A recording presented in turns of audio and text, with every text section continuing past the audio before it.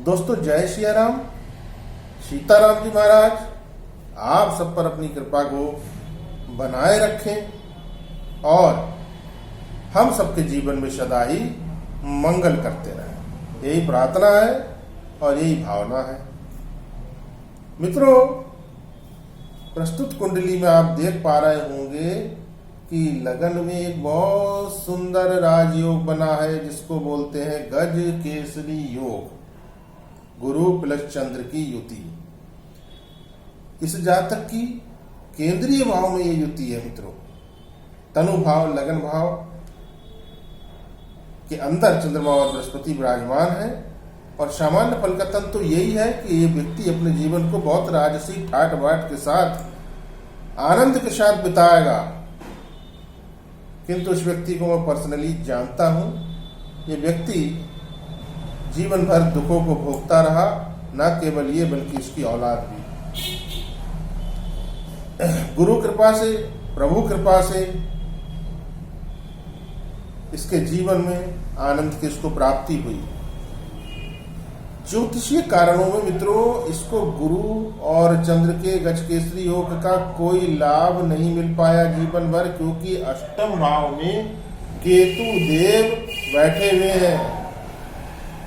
केतु जो औलाद का भी कारक है, केतु जो घुटनों का भी कारक है, केतु समस्त जोड़ों का कारक है। मित्रों, शरीर में जितने भी जोड़ होते हैं, केतु पेशाब की नली और यौन रोगों का भी कारण है। जिनके केतु अच्छे होते हैं उनकी औलादें सुखी होती हैं। और इस जातक के तो अष्टम भाव में बैठे हैं केतु देव, आप देख लीजिए मीन राशि में है और यहां पर बैठ करके ये गुरु चंद्र के साथ कहीं ना कहीं एक कुयोग बना रहा है। उस राजयोग को ये भंग कर रहा है। चंद्रमा को ग्रहण जो लगाता है मित्रों, केतु ही लगाता है। और जब इस चंद्रमा को ग्रहण लग गया तो गज केसरी योग यहां पर को भंग हो गया मित्रों। इसका कोई लाभ नहीं और जातक को उल्टा इसके दुख उठाने पड़ते हैं। जब जातक पर चंद्रमा की महादशा चलेगी या जातक पर केतु की महादशा चलेगी या फिर केतु या चंद्र की महादशा में इन दोनों ही ग्रहों की अंतरदशा प्रत्यंतर दशा आई, उस कालखंड में ये जातक दुख को उठाता है। और इसकी जो औलाद है, संतान है, जैसा मैंने बताया केतु संतान का भी कारक है, विशेष तौर पर पुत्र संतान का। तो ऐसे जातकों को प्राय 34 वर्ष की आयु तक पुत्र प्राप्ति नहीं होती, कभी कभी 48 साल की अवस्था तक नहीं होती। और या तो फिर जैसे 34 साल से पहले कोई संतान हो और 34 साल के बाद कोई संतान हो, तो दोनों संतान एक साथ जीवन को नहीं जी पाती। कोई एक ना एक संतान प्रभु को प्यारी हो जाती है। तो इस कुंडली के अंदर केतु का उपाय नितांत आवश्यक है। केतु का ही एक उपाय ये कर लें तो इनके जीवन में सभी प्रकार के राशि ठाटबाट, सभी प्रकार के आनंद, इनकी संतान को आनंद, इनके संतान के सुखद भविष्य के लिए इनको केतु का उपाय करना आवश्यक है। जी हाँ मित्रों, प्रिय मित्रों, जैसा कि आप सब जानते हो कि व्यक्ति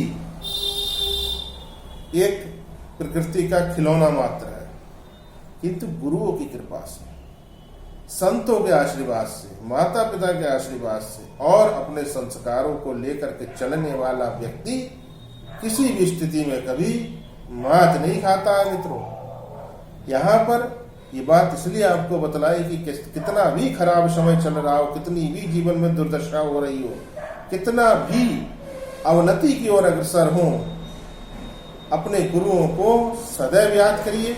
और जो मंत्र मैं बतलाता हूं मित्रों, उस मंत्र की एक माला जाप करते रहिए। कितना भी खराब समय चल रहा हो वो निकल जाएगा आसानी से और अच्छा समय आएगा। अभी आपको इस केतु का उपाय बतलाएंगे मित्रों।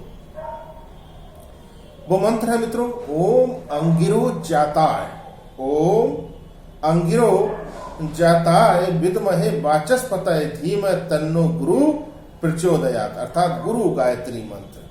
एक असीम ऊर्जा आपको महसूस होगी और जब वो ऊर्जा आपके शरीर के सभी रोम रोम में को जाने शुरू हो जाएगी आप ये समझ लीजिए कि फिर आप उस ऊर्जा के साथ जहां पर भी जाएंगे वहां पर आप ही की जय होगी और आप ही की विजय पताका फहराएगी मित्रों।